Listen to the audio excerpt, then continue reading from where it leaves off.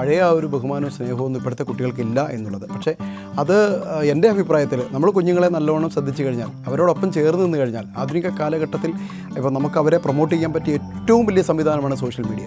പക്ഷേ social media ഇപ്പോഴും ഏതോ അപരാധമാണ്, ഏതോ മോശമാണെന്ന് ചിന്തിക്കുന്ന അധ്യാപകരും നമ്മുടെ സമൂഹത്തിൽ കുറവല്ല. ആ കുട്ടികളുടെ ആധുനിക കാലത്തിൽ അവരേത് നിലയിലാണ് നിൽക്കുന്നത്, അവരെന്തിനാണ്, അതിനോടൊപ്പം നമ്മൾ നിൽക്കണം. പക്ഷേ അതായത് മാറ്റങ്ങൾ വന്നുകൊണ്ടിരിക്കുക. ഇപ്പം നമ്മുടെ കാലത്ത് റേഡിയോ ഉപയോഗിച്ചിരുന്നെങ്കിൽ ഇപ്പം മൊബൈലാണ്. അപ്പോൾ ആ കാലഘട്ടത്തിൽ നിന്ന് അവരെ എടുത്തു മാറ്റാൻ കഴിയില്ല. പക്ഷേ അതിന് നിയന്ത്രണങ്ങളും സമയബന്ധിതമായ ക്രിയാത്മകമായ ഇടപെടലുകളും കുട്ടികൾ രക്ഷിതാക്കളുടെയും ടീച്ചേഴ്സിൻ്റെ ഭാഗത്തുണ്ടായാൽ പല പ്രശ്നങ്ങളുടെയും പരിഹാരം കാണാൻ കഴിയും. അധ്യാപകർക്ക് വേണ്ട മാറ്റത്തെക്കുറിച്ച് സാർ സംസാരിക്കാം. തീർച്ചയായിട്ടും. അതിന് യാതൊരു മടിയും കാണിക്കാറില്ല. ഒന്നുമില്ല. മുഖം നോക്കാതെ പറയും. മുഖം നോക്കാതെ സംസാരിക്കും. അങ്ങനെ ഒത്തിരി ശത്രുക്കളുണ്ടായിട്ടുണ്ട്. സത്യം തുറന്ന് പറഞ്ഞു. യെസ്, അവിടെ ശത്രു ഉണ്ടായിരിക്കും. പക്ഷെ ആ ശത്രുവാണ് നമ്മളെ യഥാർത്ഥത്തിൽ വളർത്തുന്നത്. സ്റ്റാഫ് റൂമിൽ ഇരുന്ന് ദുർഗ എന്ന് പറയുന്ന ഒരു മോള്, അവൾ 5ാം ക്ലാസ്സിൽ ആദ്യം വന്ന വർഷം തന്നെ ഞങ്ങൾ ഇത് പഠിപ്പിച്ചു. അങ്ങനെ ആ കുഞ്ഞിൻ്റെ പാട്ട് വിദ്യാഭ്യാസ വകുപ്പ് മന്ത്രി ഷെയർ ചെയ്തു. അതിലൂടെ അവളിപ്പം ആ സംഗീത രംഗത്ത് പിടികിട്ടാത്ത ഒരു കുഞ്ഞായിട്ട് മുകളിലോട്ട് പോവുകയാണ്. നടപ്പാതയും സുരക്ഷാവേലിയും ആ പദ്ധതിയാണ് കുട്ടികൾക്ക് വേണ്ടി. അപ്പോൾ കേരളത്തിലെ അത്തരത്തിലുള്ള എല്ലാ സ്കൂളുകളും നടപ്പാക്കുന്നതിനുള്ള നിയമ നടപടികൾ ത്വരിതപ്പെടുത്തിയിരിക്കുകയാണെന്ന് എനിക്ക് പ്രത്യേകം നമ്മുടെ ഇപ്പോഴത്തെ പൊതുമരാമത്ത് വകുപ്പ് മന്ത്രി മുഹമ്മദ് റിയാസ് കത്തയച്ചിട്ടുണ്ട്. നമസ്കാരം. അധ്യാപകൻ എന്നത് വിദ്യാർത്ഥികൾക്ക് മികച്ച ഒരു മാതൃകയായിരിക്കണം. സംസ്ഥാന അധ്യാപക അവാർഡ് ജേതാവും പരിസ്ഥിതി പ്രവർത്തകനുമായ സുഗതൻ മാഷിൻ്റെ വിശേഷങ്ങളുമായിട്ടാണ് ഞാനിന്ന് വന്നിരിക്കുന്നത്. കൂടുതൽ വിശേഷങ്ങൾ മാഷ് തന്നെ പറയട്ടെ.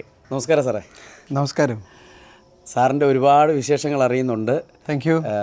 അധ്യാപകർക്ക് മാതൃകയാകുന്നു എന്നുള്ളൊരു വാർത്ത കേട്ടു. അപ്പോൾ സംസ്ഥാന അവാർഡൊക്കെ മേടിച്ച ആളാണ്. ഇപ്പം ദേശീയ അവാർഡിൻ്റെ പ്രതീക്ഷയിൽ നിൽക്കുന്നു. കാരണം കുട്ടികളൊക്കെ പറയുന്നുണ്ട് സാറിന് നാഷണൽ അവാർഡ് വീണ്ടും കിട്ടുമെന്ന്. അത്ര മികച്ച ഒരു അധ്യാപകനാണ്. സാറിനെ പരിചയപ്പെടുത്തുന്നു. സുഗതൻ മാഷ്. സാറിൻ്റെ സ്കൂള്? എൻ്റെ school Alappuzha Thamarakkulam BB higher secondary school എന്ന് പറയും. സാധാരണ അധ്യാപകരെന്ന് പറഞ്ഞാൽ കുട്ടികളെ പഠിപ്പിക്കുന്നു, വീട്ടിൽ പോകുന്നു, ആ ഒരു അവസ്ഥയല്ല സാറ് കേരളത്തിൽ അങ്ങോളം ഇങ്ങോളമുള്ള കുട്ടികൾക്ക് വിവിധങ്ങളായ മാർഗ്ഗങ്ങളും മാതൃകകളും പറഞ്ഞു കൊടുക്കുന്ന ഒരാളാണ്. അതുകൊണ്ട് തന്നെയാണ് സംസ്ഥാന അവാർഡ് കിട്ടിയത്.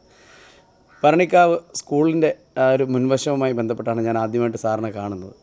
അവിടെ ട്രാഫിക്കിൽ പെട്ടുപോകുന്ന അപകടങ്ങളിൽപ്പെടാൻ സാധ്യതയുള്ള കുട്ടികളെ രക്ഷിക്കുന്നതിന് വേണ്ടി സാർ ഒരു നിയമ പോരാട്ടം നടത്തി. അതിനെക്കുറിച്ചൊന്ന് പറയാമോ? തീർച്ചയായിട്ടും. നടത്തിയിട്ടുള്ള പോരാട്ടങ്ങളിൽ ഏറ്റവും പ്രധാനപ്പെട്ട അതാണ്.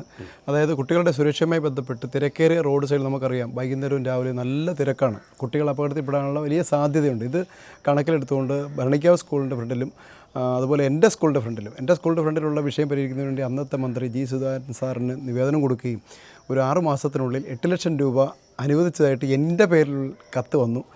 അത് അവിടെ നിർമ്മിച്ചു. അതിനുശേഷം കേരളത്തിലെ ഇത്തരത്തിലുള്ള എല്ലാ സ്കൂളുകളിലും നടപ്പാക്കണമെന്ന് ആവശ്യപ്പെട്ടുകൊണ്ട് പദ്ധതി നടപ്പാതയും സുരക്ഷാവേലിയും ആ പദ്ധതിയാണ് കുട്ടികൾക്ക് വേണ്ടി.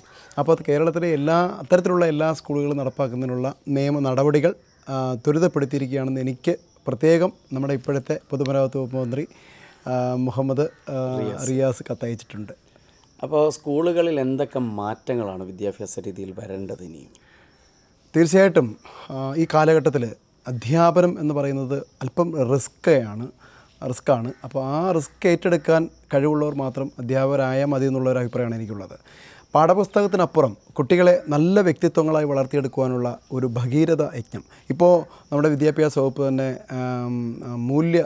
ജീവിത മൂല്യങ്ങൾ പഠിപ്പിക്കുക എന്നുള്ളൊരു ആദ്യത്തെ 2 ആഴ്ച സ്കൂൾ തുറന്ന് അത് വലിയ ഒരു മാറ്റം നമ്മുടെ അത്തരത്തിൽ അധ്യാപകർ കൊണ്ടുപോയാൽ, എന്നുവെച്ചാൽ വെറും ഒരു 2 ആഴ്ചത്തെ മൂല്യബോധമല്ല ഉണ്ടായിരിക്കേണ്ടത്. എല്ലാ ദിവസവും കുഞ്ഞുങ്ങളുമായി സംവദിക്കുവാനും ആധുനിക കാലഘട്ടത്തിലെ കാര്യങ്ങൾ ചർച്ച ചെയ്യുവാനും അവരുടെ കുടുംബത്തിലെ വിഷയങ്ങൾ ചർച്ച ചെയ്യാനൊക്കെ അധ്യാപകൻ സമയം കണ്ടെത്തണം. എല്ലാ മേഖലകളിലും അസൂയയും കുശുമ്പൊക്കെ ഉണ്ട്. തീർച്ചയായിട്ടും ഈ അധ്യാപന മേഖലയിലുണ്ട്. തുറന്ന് പറയണം. കാരണം ഉണ്ട്, ഇല്ലെന്നൊന്നും പറയാൻ പറ്റില്ല. പക്ഷേ അങ്ങനെ ഇരിക്കുമ്പോൾ തന്നെ അധ്യാപകർക്ക് വേണ്ട മാറ്റത്തെക്കുറിച്ച് സാർ സംസാരിക്കാറുണ്ട്. തീർച്ചയായിട്ടും. അതിന് യാതൊരു മടിയും കാണിക്കാറില്ല. ഒന്നുമില്ല. മുഖം നോക്കാതെ പറയും. മുഖം നോക്കാതെ സംസാരിക്കും. അങ്ങനെ ഒത്തിരി ശത്രുക്കളുണ്ടായിട്ടുണ്ട്. പക്ഷേ ആ ശത്രുക്കൾ ഒരിക്കലും എനിക്ക് അങ്ങോട്ട് ശത്രുതയില്ല ആരോടും. പക്ഷെ നമ്മളോട് ശത്രുത വെച്ച് പുലർത്തുന്ന ആൾക്കാരുണ്ട്. എന്താണെന്ന് എനിക്ക് അറിയില്ല. അതായത് സത്യം തുറന്ന് പറഞ്ഞു. യെസ്, അവിടെ ശത്രു ഉണ്ടായിരിക്കും. പക്ഷേ ആ ശത്രുവാണ് നമ്മളെ യഥാർത്ഥത്തിൽ വളർത്തുന്നത്. അവരുണ്ടെങ്കിലേ നമുക്ക് നല്ല വിജയം ഉണ്ടാക്കിയെടുക്കാൻ കഴിയുള്ളൂ എന്ന് വിശ്വസിക്കുന്ന ഒരാളാണ് ഞാൻ. അധ്യാപന മേഖലയിൽ നിന്നുകൊണ്ട് ഇതൊക്കെ തുറന്നു പറയുമ്പോൾ ഇത് ആളുകൾ കേൾക്കുന്നതാണ്. കേൾക്കട്ടെ, ആൾക്കാർ കേൾക്കണം.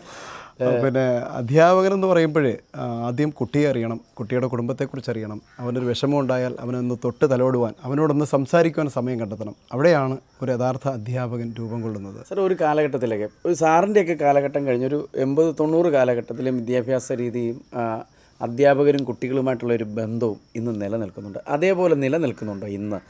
ഇല്ലെന്ന് പറയേണ്ടി വരില്ലേ സാർ? തീർച്ചയായിട്ടും. ഇപ്പം നമ്മുടെ അധ്യാപകനെ കാണുമ്പോൾ ഇതെല്ലാവരും പറയുന്ന വാചകമാണ്, നമ്മുടെ അധ്യാപകനെ കാണുമ്പോൾ ഇപ്പോഴും നമ്മൾ വളരെ ഭവ്യതയോടെ ബഹുമാനത്തോടെ നിൽക്കും. പക്ഷേ നമ്മൾ പഠിപ്പിച്ച കുട്ടികൾ എല്ലാവരും അങ്ങനെയാണെന്നില്ല. പക്ഷേ എന്നോട് പല കുട്ടികളും ബഹുമാനം അത്തരത്തിൽ കാണിക്കാറുണ്ട്. പക്ഷേ പലരുടെ ഒരു പരാതിയാണ് പഴയ ആ ഒരു ബഹുമാനവും സ്നേഹവും ഒന്നും ഇപ്പോഴത്തെ കുട്ടികൾക്കില്ല എന്നുള്ളത്. പക്ഷേ അത് എൻ്റെ അഭിപ്രായത്തിൽ നമ്മൾ കുഞ്ഞുങ്ങളെ നല്ലവണ്ണം ശ്രദ്ധിച്ചു കഴിഞ്ഞാൽ, അവരോടൊപ്പം ചേർന്ന് നിന്ന് കഴിഞ്ഞാൽ, ആധുനിക കാലഘട്ടത്തിൽ ഇപ്പോൾ നമുക്ക് അവരെ പ്രൊമോട്ട് ചെയ്യാൻ പറ്റിയ ഏറ്റവും വലിയ സംവിധാനമാണ് സോഷ്യൽ മീഡിയ.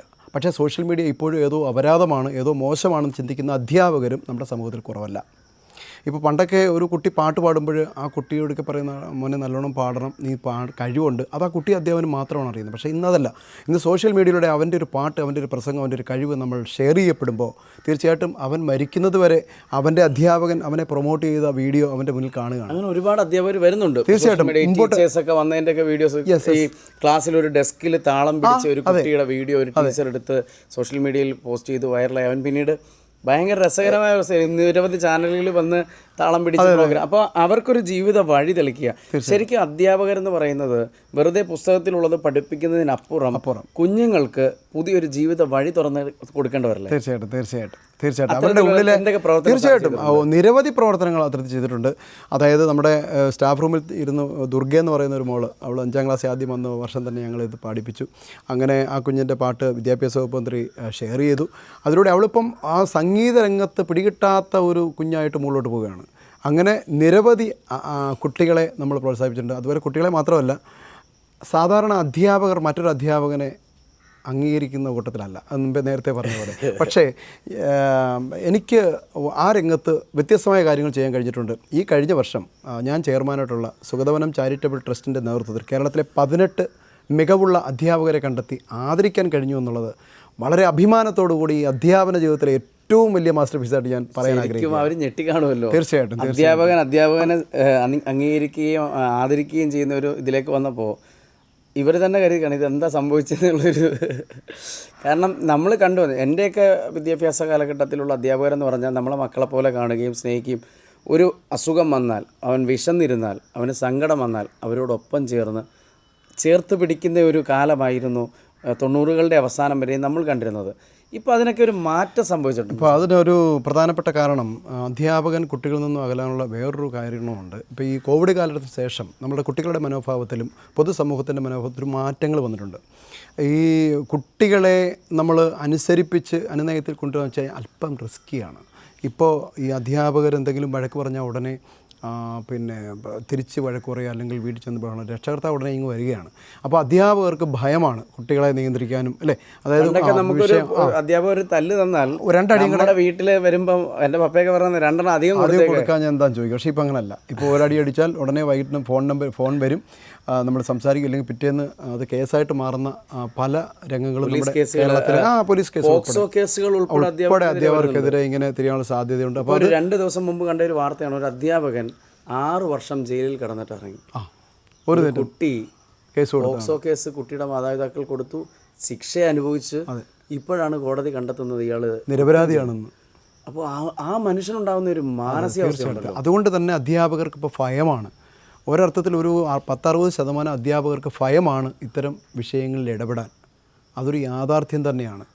അതിന് ഇടപെടാതിരിക്കുമ്പോൾ ഒരു കുറ്റബോധം എനിക്കുണ്ടാവാറുണ്ട്. അല്ല, അങ്ങനെയുള്ള ഇടങ്ങളിൽ ആത്മഹത്യയുടെ അളവ് കൂടി. തീർച്ചയായിട്ടും കുട്ടികളുടെ ഇടയിൽ സൂയിസൈഡ് ചെയ്യുന്ന ഈ കഴിഞ്ഞ 2 വർഷമായിട്ട്, 2-3 വർഷങ്ങളായിട്ട് കുട്ടികൾക്കിടയിലുള്ള ആത്മഹത്യകളുടെ എണ്ണം വളരെ കൂടുതലാണ്. ഈ ഇടയ്ക്ക് ഗോപിനാഥ് പുതുകാട്, നമ്മുടെ സുഹൃത്താണ്, സാറുമായിട്ട് ഈ വിഷയം സംസാരിച്ചു. സാറൊക്കെ വളരെ ആശങ്കപ്പെടുകയാണ്.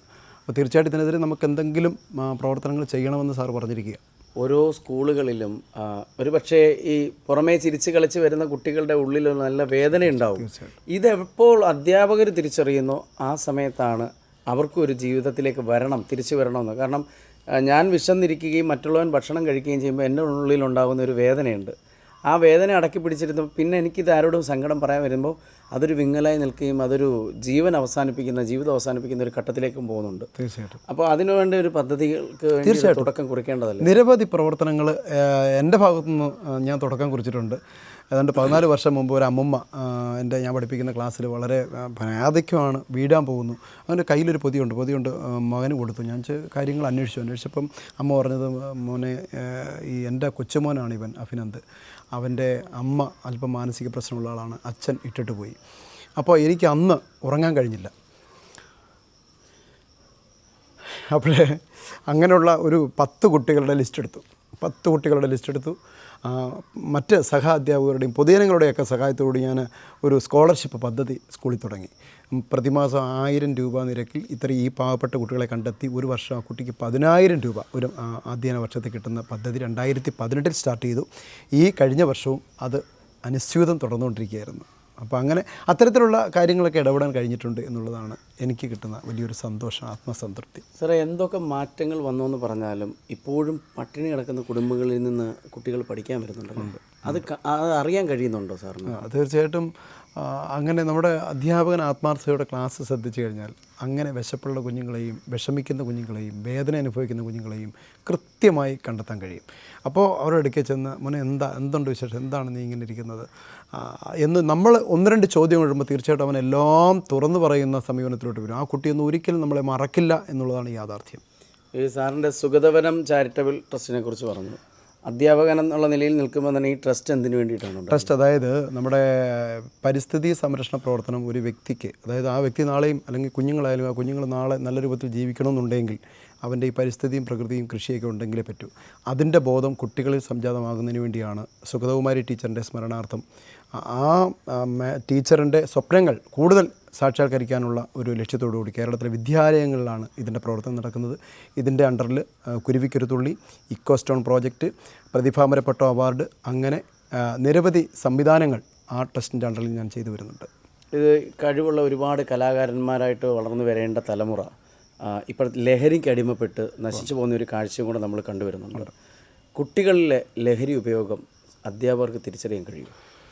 കുട്ടികളെ അതൊരു വല്ലാത്ത ചോദ്യമാണ്. നമ്മൾ പ്രതീക്ഷിക്കാത്ത കുട്ടികൾ ഉൾപ്പെടെ ഇതിനകത്ത് വീണു പോകാറുണ്ട്. എനിക്കതിന് കൊടുക്കാനുള്ളൊരു സന്ദേശം വെച്ചാൽ, കൃത്യമായി രക്ഷിതാക്കൾ തങ്ങളുടെ കുഞ്ഞുങ്ങളെ ശ്രദ്ധിച്ചു കഴിഞ്ഞാൽ എന്ന് പറഞ്ഞാൽ അവനോട് എല്ലാ ദിവസവും ഒരു മിനിമം 1 മണിക്കൂറെങ്കിലും ആശയവിനിമയം നടത്താൻ കഴിഞ്ഞാൽ ഇതിൽ നിന്നൊക്കെ ഒരു പരിധിവരെ ഒഴിവാക്കാൻ പറ്റും. പക്ഷേ അതുപോലെ വീട്ടിലെ ബുദ്ധിമുട്ടുകൾ, ഇപ്പോൾ രക്ഷിതാക്കൾ കുഞ്ഞുങ്ങളെ ഒരു ബുദ്ധിമുട്ടും അറിയാതെയാണ് വളർത്തുന്നത്. അവൻ ചോദിക്കുന്നു അന്നേരം വാങ്ങിച്ചു കൊടുക്കുന്നു, അന്നേരം സാധിച്ചു കൊടുക്കുന്ന ഒരു സംവിധാനത്തിലൂടെ പോകുന്നത്. അപ്പോൾ സാമ്പത്തികത്തിൻ്റെ ബുദ്ധിമുട്ടോ അതുപോലെ വസ്ത്രത്തിൻ്റെ ബുദ്ധിമുട്ടോ ഭക്ഷണത്തിൻ്റെ ബുദ്ധിമുട്ടോ ഒന്നും അറിയാത്ത തരത്തിൽ കുട്ടികളെ വളർത്തുന്നുണ്ട്. ഏറ്റവും വലിയ ഒരു മോശത്തരമാണ് ആ പേരൻറ്റിങ് എന്ന് പറയുന്നത്. പേരൻറ്റിങ് എപ്പോഴും കുട്ടികളോടൊപ്പം അവരുടെ സുഖത്തിലും ദുഃഖത്തിലും ചേർന്ന് നിന്ന് കഴിഞ്ഞാൽ, അവരുമായിട്ട് സംസാരിച്ച് കഴിഞ്ഞാൽ, അവരുമായിട്ടല്ല സുഖവും ദുഃഖവും എല്ലാം ഒരു വട്ടമേശ ചുറ്റും ഇരുന്ന് എല്ലാ ദിവസവും 1 മണിക്കൂർ മാറ്റി വെച്ചാൽ, മൊബൈൽ സ്ക്രീൻ അവോയ്ഡ് ചെയ്തിട്ട് 1 മണിക്കൂർ മാറ്റി വെച്ച് കഴിഞ്ഞാൽ ഇത്തരം വിഷയങ്ങൾ ഒരു 90% ഒഴിവാക്കാൻ കഴിയുമെന്നുള്ള വിശ്വാസം എനിക്കുണ്ട്. ഈ സ്കൂളിലെ കുട്ടികൾക്ക് മൊബൈൽ ഫോൺ ഇപ്പം മിക്കവാറും കൊടുക്കാറില്ല അല്ലേ? കൊടുക്കാറില്ല. ഉപയോഗിക്കുന്നതിന് അതിനൊരു മൊബൈലിൻ്റെ ഒരു ഉപയോഗം ഞാൻ പറഞ്ഞത്, മൊബൈൽ കൃത്യമായി രക്ഷിതാക്കളുടെ സാന്നിധ്യത്തിൽ ഉപയോഗിക്കാൻ കൊച്ചുകുട്ടികളെ സംബന്ധിച്ച് അതുപോലെ ഒരു സമയബന്ധിതമായിരിക്കണം, അതുപോലെ ക്രിയാത്മകമായിരിക്കണം. കുട്ടികളിൽ അനേകം കഴിവുണ്ട്. ആ കഴിവ് രക്ഷകർത്താവോ നമ്മുടെ അധ്യാപകനോ കണ്ടെത്തി കഴിഞ്ഞാൽ അതിനുവേണ്ടിയുള്ള ഒരു പ്രോഗ്രസ്, അല്ലെങ്കിൽ ആ കഴിവ് വികസിപ്പിച്ചെടുക്കാൻ വേണ്ടി ആ കുട്ടിക്ക് ഈ സോഷ്യൽ മീഡിയ കൊടുക്കുന്നത് എന്തുകൊണ്ടും നല്ലതാണ്. അധ്യാപകൻ കുട്ടികളോടൊപ്പം ചേരുന്നതിനോടൊപ്പം പൊതു ഇടങ്ങളിലും പ്രവർത്തിക്കേണ്ട ആൾ തന്നെയല്ലേ? തീർച്ചയായിട്ടും. അധ്യാപകനൊരു സാമൂഹ്യ പ്രവർത്തകനാകണം, അധ്യാപകനൊരു പരിശീലകനാകണം, അധ്യാപകനൊരു രക്ഷകർത്താവാകണം, അധ്യാപകനൊരു വായനാശീലമുള്ള വ്യക്തിയാകണം, അധ്യാപകനൊരു മിമിക്രി ചെയ്യാൻ കഴിയുന്ന, അഭിനയിക്കാൻ കഴിയുന്ന ആളാകണം. ഇത്തരത്തിൽ അവതരിപ്പിക്കണം. അതായത് ഒരു പാഠം പഠിപ്പിക്കുമ്പോൾ ആ പാഠത്തിലെ കഥാപാത്രങ്ങൾ ആരൊക്കെയാണോ ആ കഥാപാത്രങ്ങളായിട്ട് മാറാൻ കഴിയണം. അതാണ് ഒരു യഥാർത്ഥ അധ്യാപനം. നമ്മുടെ വിദ്യാഭ്യാസ രീതി അത്തരം ഒരു അവസ്ഥയിലേക്കല്ലേ ഇപ്പോൾ പോയിക്കൊണ്ടിരിക്കുന്നത്. തീർച്ചയായിട്ടും സോഷ്യൽ മീഡിയയിൽ അധ്യാപകർ ഇപ്പോൾ ക്ലസ്റ്ററിലായാലും അതുപോലെ പാഠഭാഗങ്ങളിലായാലും നമുക്ക് അതിനെ പ്രോത്സാഹിപ്പിക്കുന്ന നിരവധി ചാനലുകൾ, വിദ്യാഭ്യാസ ചാനലുകൾ. ഞാൻ പറയാൻ മറന്നുപോയി, പള്ളിക്കുടം TV എന്ന് പറയുന്ന ചാനൽ ഇതുപോലെ കേരളത്തിലെ പ്രതിഭകളായ കുട്ടികളെയും അധ്യാപകരെയും വിദ്യാലയങ്ങളെയും പ്രൊമോട്ട് ചെയ്യാനുള്ള ഒരു ചാനലാണ്. അത് വളരെ ഗംഭീരമായി വിജയിച്ചു പോകുന്നത്. പള്ളിക്കുടം TV അതിൻ്റെ ചെയർമാൻ കൂടിയാണ് ഞാൻ. അപ്പോൾ ഇനിയും കുട്ടികൾ വഴിതെറ്റാതിരിക്കാൻ, അതായത് ലഹരിയുടെ വഴിയിൽ പോകാതിരിക്കാൻ, ആത്മഹത്യയിലേക്ക് പോകാതിരിക്കാൻ മൊബൈലിൻ്റെ ദുരുപയോഗം, ഇതെല്ലാം ചേർത്ത് വെച്ച് ഒരു പാഠ്യപദ്ധതിക്ക് രൂപം കൊടുക്കേണ്ട ഒരു സമയം അതിക്രമിച്ചില്ലേ? തീർച്ചയായിട്ടും ഇപ്പോൾ അതിനുള്ള സർക്കാർ വളരെ ഗൗരവമായിട്ട് ആലോചിച്ചിട്ടുണ്ട്. അതായത് 8ാം ക്ലാസ് മുതൽ തൊഴിലധിഷ്ഠിത വിദ്യാഭ്യാസം തീർച്ചയായിട്ടും നല്ലതാണെന്നാണ് എൻ്റെ അഭിപ്രായം. കാരണം ഇപ്പം 8ാം ക്ലാസ്സിൽ വെച്ച് തന്നെ അവൻ്റെ കഴിവ് കണ്ടെത്തുവാനും ആ കഴിവ് പരിപോഷിപ്പിക്കപ്പെടുവാനും അതനുസരിച്ചുള്ള ഒരു തൊഴിൽ മേഖല, ഇപ്പോൾ പണ്ടത്തെ കാലത്ത് പോലെ ഡിഗ്രി ഒന്നും എടുത്തുകൊണ്ട് വലിയ പ്രയോജനമുള്ള സ്കില്ലാണ് ഏതൊരു കമ്പനിയിലും, ഏതൊരു ഉന്നതമായ കമ്പനിയിലും, എൻജിനീയറിംഗ് സെക്ടറിലും ഒക്കെ അളക്കപ്പെടുന്നത് മാർക്കല്ല, അവൻ്റെ കഴിവാണ്. ഒരു വിദ്യാർത്ഥിയെ സംബന്ധിച്ചിടത്തോളം ഏറ്റവും കൂടുതൽ പഠിച്ച് മുന്നോട്ട് പോകുന്നതാണ്. അതായത് ഇപ്പം ഡിഗ്രിയും PG ഒക്കെ എടുത്തിട്ട് തൊഴിലില്ലാതെ പോകുന്ന ഒരുപാട് ആളുകളുണ്ട്. റാങ്ക് ഹോൾഡേഴ്സ് ഇവിടെ ഹോട്ടലിൽ ജോലി ചെയ്യുന്നവരെ കണ്ടുമുട്ടാൻ കഴിഞ്ഞിട്ടുണ്ട്. അപ്പോൾ കൂടുതൽ പഠിക്കുകയാണോ വേണ്ടത്, കൂടുതൽ അറിവ് നേടുകയാണോ വേണ്ടത്? തീർച്ചയായിട്ടും ചിലർ 80 വയസ്സായാലും പഠിക്കുന്നവരുണ്ട്, പരീക്ഷ എഴുതുന്നവരുണ്ട്. അപ്പോൾ യഥാർത്ഥത്തിൽ ഒരു തൊഴിലിന് വേണ്ടി പഠിക്കുന്നവരുമുണ്ട്, മനസ്സിലായി, തൊഴിലിന് വേണ്ടി പഠിക്കുന്നവരുണ്ട്. പക്ഷേ അതിലൊക്കെ ഉപരി ഒരു നല്ല മനുഷ്യനാകാൻ ശ്രമിക്കുക എന്നുള്ളതാണ് എനിക്ക് ആത്യന്തികമായി അതിനോടുള്ള നല്ല മറുപടി. അറിവും വിവരവും ഉള്ള നല്ല മനുഷ്യൻ, അറിവും വിവരമുള്ള മനുഷ്യരാകുക എന്നുള്ളതല്ലേ സാർ വേണ്ടത്? അതെ, തീർച്ചയായിട്ടും. അതായത് ഞാൻ എൻ്റെ സഹോദരനായിട്ട് എൻ്റെ ബെഞ്ചിൽ തൊട്ടടുത്തിരിക്കുന്ന ആളെ കാണുകയും അവൻ എന്നിലൊരാളാണെന്ന് തിരിച്ചറിയുകയും ചെയ്യുന്നിടത്താണ് വർഗീയത മാറും, ജാതീയത മാറും, മറ്റ് പ്രശ്നങ്ങളൊന്നും ഉണ്ടാവില്ല. ഒരു പാത്രത്തിൽ നിന്ന് ഇവർക്ക് ഒരുമിച്ച് വാരി കഴിക്കാം. പക്ഷെ ആ ഒരു അവസ്ഥ മാറിയിട്ടുണ്ട്. അങ്ങനെ ഒരു അവസ്ഥയിലേക്ക് തിരികെ വീണ്ടും വരുമ്പോഴാണ് എല്ലാം പൂർണ്ണമാകുന്നത്. ഈ സ്വാർത്ഥത എന്ന് പറയുന്നത് മനുഷ്യൻ്റെ കൂടപ്പറപ്പാണ്. പല രക്ഷിതാക്കളും കുട്ടികളെ ഇപ്പോഴും സ്കൂളിലേക്ക് പറഞ്ഞു വിടുന്നത് നിൻ്റെ ചോറ് ആർക്കും കൊടുക്കരുത്, നീ ഉടുപ്പേ മണ്ണ് പറ്റിക്കരുത്, നീ മഴ നനയരുത്, നിൻ്റെ ചെരുപ്പ് അഴുക്കാക്കരുത് എന്നുള്ള തരത്തിലാണ് പല കുട്ടികളെയും സ്കൂളിലേക്ക് വിടുന്നത്. അപ്പോൾ അവിടെ ഈ കാലഘട്ടത്തിൽ പേരൻറ്റിംഗ് ആണ് ഏറ്റവും കൂടുതൽ കൊടുക്കേണ്ടുന്നത്. ഒരു പ്രൈമറി സ്കൂളിലെ കുട്ടികളുടെ രക്ഷിതാക്കൾക്കാണ് ഏറ്റവും അടിയന്തരമായി പേരൻറ്റിംഗ് കൊടുക്കേണ്ടുന്നത്. കാരണം അവർ വീട്ടിൽ ഒരു 4-5 ഗ്രൂപ്പ് കാണും, സ്കൂൾ മുതൽ കോളേജ് വരെയുള്ള ഗ്രൂപ്പ്. ഈ ഗ്രൂപ്പ് വൈകിട്ട് നോക്കുമ്പോഴായിരിക്കും കുട്ടി വന്നിരുന്ന് പഠിക്കാണ്ടിരിക്കുന്നത്. അപ്പോൾ അവൻ നോക്കുമ്പോഴെപ്പോഴും ഈ രക്ഷകർത്താവ് മൊബൈലിലാണ്, അല്ലെങ്കിൽ വാട്സാപ്പ് ഗ്രൂപ്പിൽ മറുപടി അറിയിച്ചുകൊണ്ടേയിരിക്കുകയാണ് അച്ഛനും അമ്മയും. അപ്പോൾ ഇത് കാണുന്ന കുട്ടിക്ക് തീർച്ചയായിട്ടും അത് കാണണം എന്നുള്ളൊരു ടെൻഡൻസി ഉണ്ടാവും. സർക്കാർ സ്കൂളുകളിലെ അധ്യാപകർ അവരുടെ മക്കളെ സർക്കാർ സ്കൂളുകളിൽ തന്നെ പഠിപ്പിക്കണമോ അതോ പ്രൈവറ്റ് സ്കൂളിൽ പഠിപ്പിക്കണമോ? ഇതിന് അതായത് തൻ്റെ മുന്നിലിരിക്കുന്ന കുട്ടി സ്വന്തം കുട്ടിയല്ല എന്ന് തോന്നാത്തിടത്തോളം കാലം അധ്യാപനം നിർത്തണം എന്നാണ് സാധാരണ പറയാറ്. അപ്പോൾ എന്താണെന്ന് എനിക്കറിയില്ല, തൻ്റെ അധ്യാപനത്തിൽ വിശ്വാസമില്ലാത്തതുകൊണ്ടാണോ അതോ തൻ്റെ കുട്ടി മറ്റു കുട്ടികളെക്കാൾ വലിയ ആളാകണമെന്ന് ആഗ്രഹിച്ചുകൊണ്ടാണോ അറിയില്ല. ഈ പൊതുവിദ്യാലയത്തിൽ പഠിപ്പിക്കുന്ന അധ്യാപകർ പലരും തൻ്റെ മക്കളെ അണ്ണയുടെ സ്കൂളിൽ പറയുമ്പോൾ ശത്രുത കൂടും തീർച്ചയായിട്ടും.